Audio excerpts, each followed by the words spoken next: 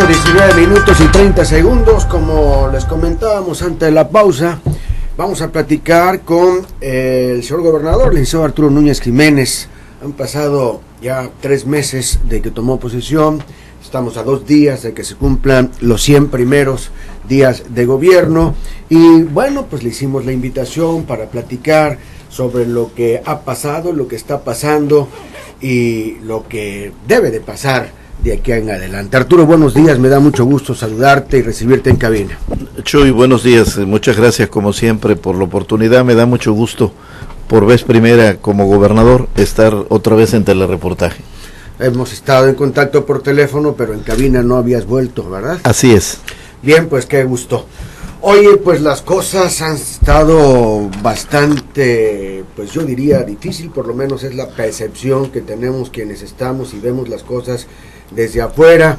La pregunta es, ¿esperabas que esto iba a ser así de difícil? Y me refiero a gobernar a Tabasco con los antecedentes del quebranto y pero también del división de sus cumples, incluso dentro de un mismo partido, el partido al que perteneces, y de la izquierda misma, donde hay grupos donde las cosas están ahora sí que en el sacaceite, el esconde-esconde y todos esos juegos que jugábamos cuando chamacos, ¿verdad? Porque también se trasladan a la política. Bueno, Chuy, yo desde la toma de posesión dije que entrábamos en zona de desastre.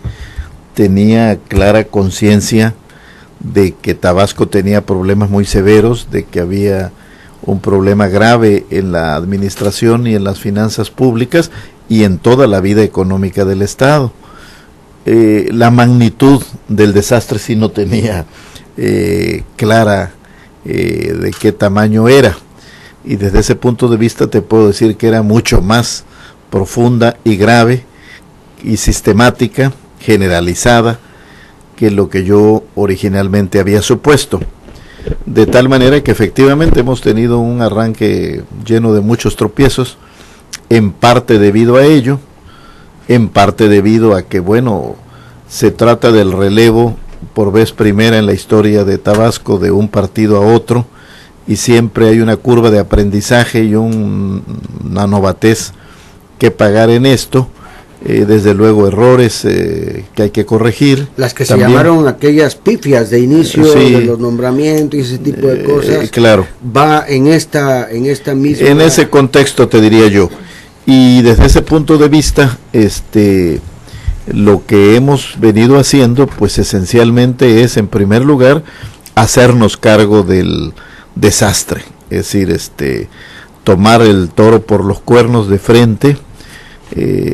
Yo he reflexionado mucho sobre el tema de la alternancia que se dio en el año 2000 en el gobierno federal, cuando el PAN por vez primera en 71 años en aquel caso relevó al PRI en la presidencia de la República y entró el presidente Fox.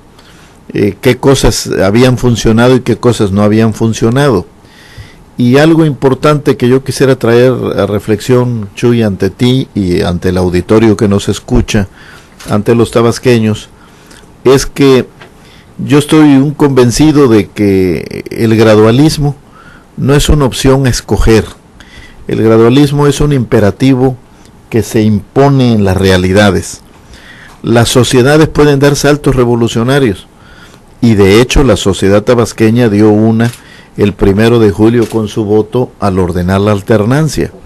Es claro que la alternancia es un salto revolucionario en la vida política de Tabasco. Sin embargo, la instrumentación que requiere el cambio para poder concretarse y beneficiar al ciudadano de a pie, como se dice comúnmente, pues eso requiere los tiempos, no solo los de la política, que pueden ser más rápidos, se condensaron en una fecha, el 1 de julio, sino los tiempos de la administración, del presupuesto, de los proyectos, de los estudios, de las averiguaciones previas, de los procedimientos penales, y entonces esto es más lento, la gente quisiera ya el cambio al día siguiente. Yo entiendo a muchos tabasqueños que estamos en una crisis muy grave de desempleo, y que suponían que el cambio era al día siguiente del relevo gubernamental voy a tener empleo, y evidentemente no lo han tenido. Y entonces su desesperación se acrecienta porque esta postergación, esta espera, esta esperanza, pues no se concreta al día siguiente. Y en tal sentido, hacernos cargo de la situación prevaleciente fue la primera tarea. Yo te diría que el primer logro, aunque suene relativo, pero fue hacer que pudiéramos seguir prestando algunos servicios públicos que estaban al borde del colapso. Ya los he mencionado y a la ciudadanía le consta lo que pasó en salud, pero estuvo a punto de ocurrir en el transporte urbano, en la provisión de agua potable que no se cloraba desde septiembre del año pasado y no se aplicaban otros reactivos químicos con los riesgos de epidemias que hubiese generado, o cosas menos generalizadas pero que podrían haber sido igual de graves, de tener asegurada la alimentación en los reclusorios del Estado hasta el 31 de diciembre. Todo por una brutal crisis financiera en donde no había dinero para pagar nada. De tal manera que una primera tarea fue mantener los servicios públicos. Y luego adentrarnos en la entrega-recepción con los resultados que los tabasqueños saben, lo que hemos detectado hasta ahora. Seguimos haciendo auditorías, estudiando los casos para seguir ampliando las cosas. Estamos atentos al desarrollo de las denuncias que hemos presentado y obviamente también hemos avanzado, cosa que habíamos hecho en parte en los 6 meses de espera que tuvimos, en los proyectos, programas, aunque no siempre tuvimos la información, sobre todo la financiera, y también entendiendo que hay el debut de una nueva administración federal. Entonces hemos estado constituyendo órganos colegiados de comités de todo tipo que hoy se estilan en la administración pública para echar a andar las cosas, firmando convenios, porque las finanzas están muy centralizadas y casi todo requiere de inversión federal, que ha sido por lo demás buena el monto establecido para Tabasco, y aún a pesar de que no tenemos la capacidad de potenciarlo con la parte que le corresponde al Estado, pero ha habido comprensión de ello y en algunos casos nos han cambiado los porcentajes de esto que se llaman los paripasos, la parte proporcional del Estado, y podemos estar en condiciones de empezar la reconstrucción de Tabasco, que es una tarea de todos, Chuy. Sí, Arturo, yo quisiera regresar un poquito más adelante con estas cuestiones que tienen que ver con entender las cosas, el presupuesto y los dineros, pero antes, ya que hablabas del gabinete, del equipo, etcétera, en los nombramientos, y lo recuerdo, dijiste que ibas a gobernar con los mejores. Sin embargo, la gente cuestiona, y muchas de las cosas que te voy a hablar, Arturo, es de la percepción de la gente, lo que hemos ido bienvenido, Chuy, recogiendo, ¿verdad? En plática, en cartas, en fin, en diferentes momentos con la gente. Entonces, la percepción de muchos es que no están los mejores, y sí varios cuestionados por el pasado priista, o de corrupción, o por ser combatientes del perredismo, o por ser perredistas pero con uñas largas. La pregunta es, ¿diste esos nombramientos bajo alguna presión o pagando alguna ayuda en campaña? ¿O cuáles fueron tus criterios? Ya que la percepción del tabasqueño, como te decía, el de a pie, es que no están los mejores, aunque ya sabemos que no hay gabinete perfecto, ni hay la posibilidad de darle gusto a todo mundo. Unos dirán, debería estar y los mismos que dicen que debería estar lo están descalificando inmediatamente. Sin embargo, es una percepción que hemos podido sentir en la gente.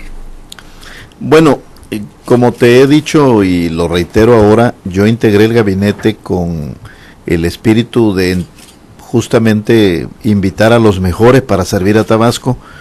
Te puedo decir con cierto orgullo que hubo algunos de los que están en el gabinete, algunas de las servidoras públicas que me acompañan en el equipo, que yo las traté por segunda vez el día que las invité a colaborar conmigo. Es decir, las había tratado una primera vez en una entrevista para pues tener un pulso de estas personas y poder tomar una decisión.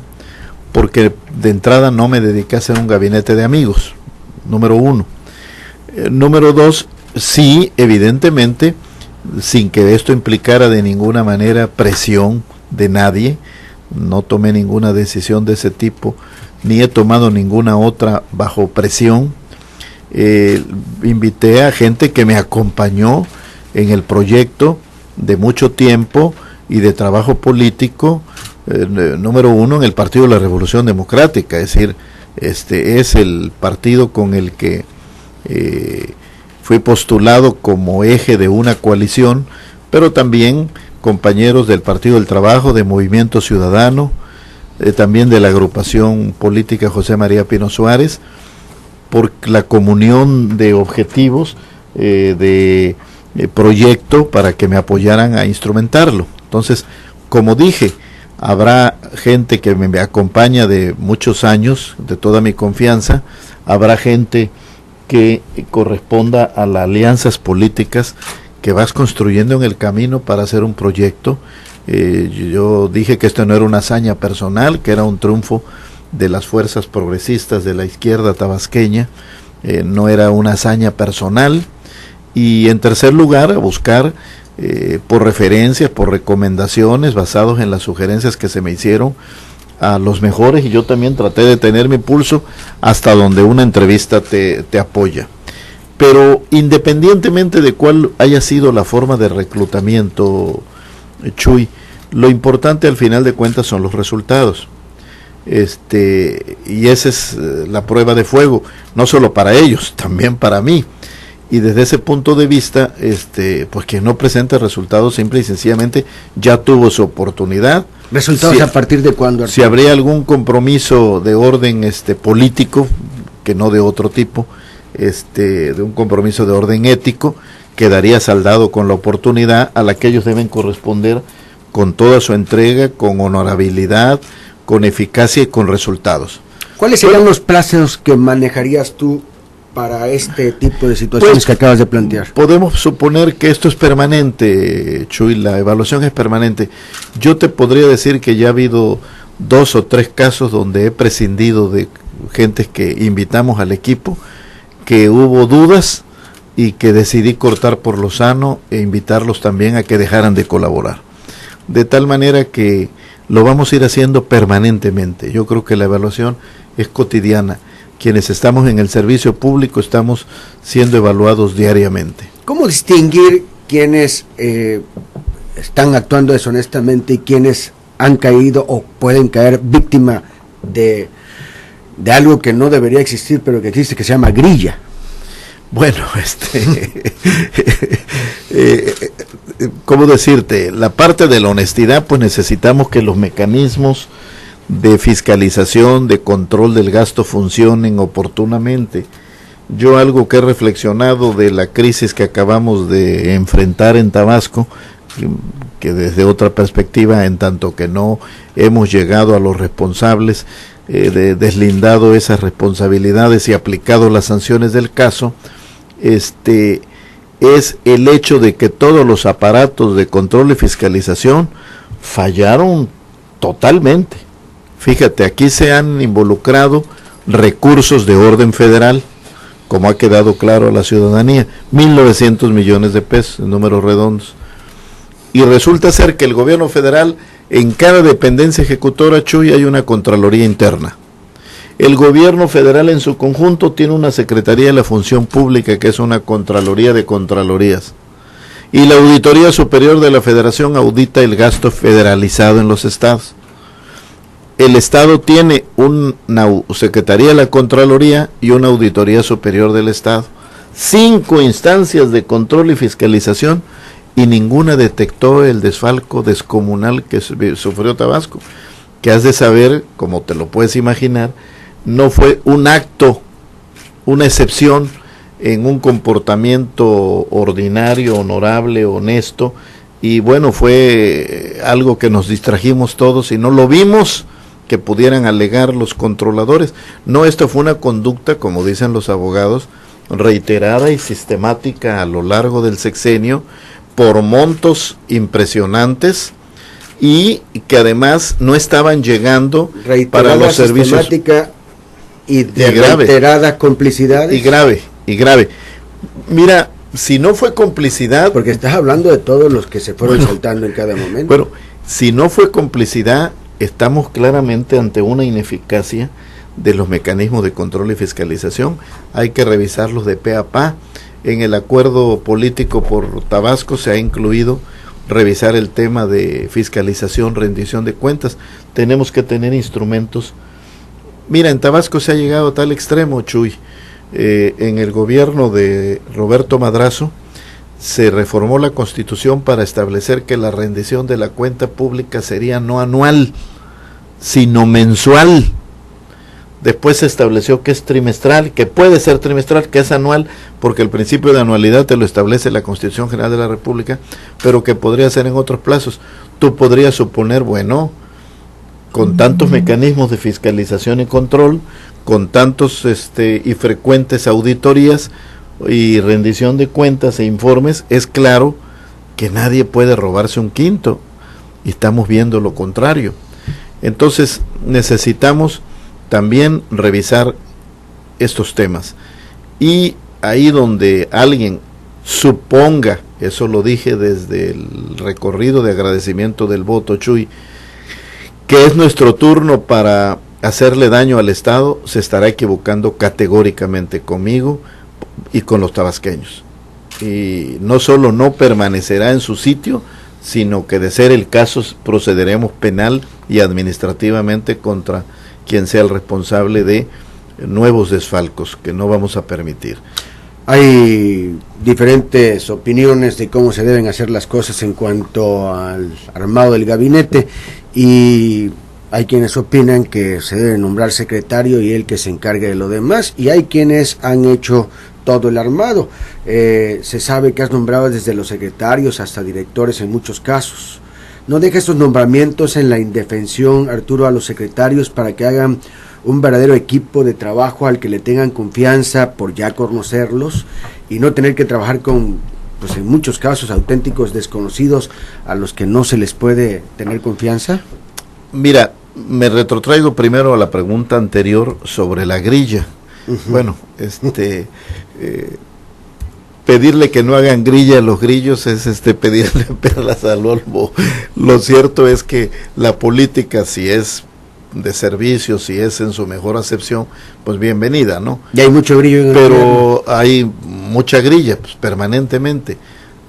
Incluso los amigos se hacen adversarios, a veces una dinámica propia de la naturaleza humana. Mira, cuando iniciamos un grupo político hace muchos años, entre otros con Juan José Rodríguez Praz, a la hora de despedirnos yo les decía juntos hasta pelear la misma silla. Entonces fue premonitorio. ¿Cómo sucedió de alguna manera?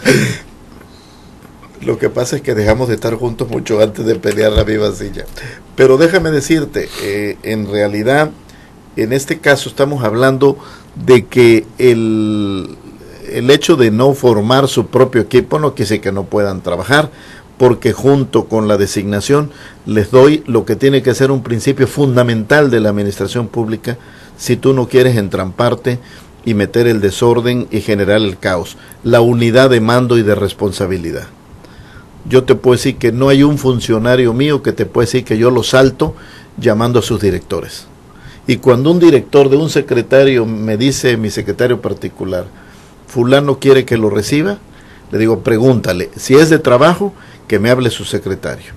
Si es personal, en qué momento puedo, conforme mi agenda, lo atenderé. Yo no meto desorden. Sí tenía que atender algunos compromisos de orden político surgidos en la campaña y en algunos casos un tema de confianza.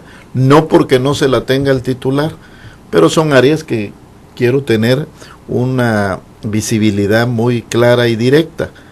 Entonces, desde ese punto de vista es que yo hice designaciones en varios niveles, porque al final de cuentas el responsable, como tú bien lo has dicho, como lo han dicho en muchas ocasiones, lo dijiste en varias de tus cartas al gobernador anterior, cuando te juzguen no van a decir en el gobierno del secretario fulano pasó esto, van a decir en el gobierno de Arturo Núñez, de tal manera que si bien yo hice designaciones en varios niveles de la estructura administrativa, respeto religiosamente el principio de unidad de mando y de responsabilidad. Entonces no meto desorden, no llamo a los subalternos, y si tengo que llamar a alguien por alguna razón excepcional, no que me lo pida él, le aviso de inmediato a su jefe, para que no haya cuestiones de que lo está saltando, lo está grillando, porque entonces te entrampa, Chuy. Pero podrían verse ahora ellos grillados por sus jefes para que pudiesen acomodar a los suyos. Siempre hay esos riesgos, pero bueno, tienes mecanismos. Y sobre todo, hay algo esencial que forma parte de lo que los abogados llaman el debido proceso, ¿no? Que es la garantía de audiencia. El cambio verdadero. ¿Por qué no? Después de la pausa platicamos sobre el cambio verdadero. Sexo